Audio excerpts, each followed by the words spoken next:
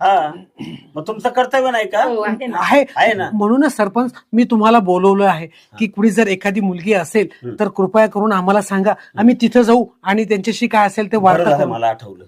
ते रामराव पाटील आहेत ना शेजारच्या गावातले, हा हा हा ते हा मला म्हणत होते एकाची मुलगी आहे नेमकं. चला. मला त्या दिवशी हा, हा. एक त्यांनी पत्ता लिहून दिला होता हा आणि मी तुम्हाला तो पत्ताच देतो. बर हा हा तुम्ही त्या ते लग्नपत्रिका एका लग्नाला जायचंय मला. बर बर हा बरं झालं, हा पत्ता आहे. हा आणि फाडून टाकता ना तुम्ही.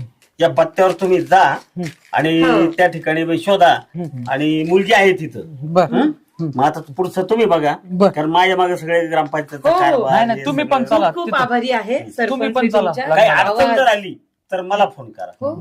हो हो हो चालेल. काही चहा येऊ मग. वगैरे घे ना. नाही काही मग आता मला उपोषण लग्नाला सोडू जायचंय का? उपोषण सोडू का चालू ठेवू? नाही आता उपोषण सोडलं तरी चालेल ना. तरी मुली मी दिलाय ना पत्ता तुमचं, तुझ्या नशिबात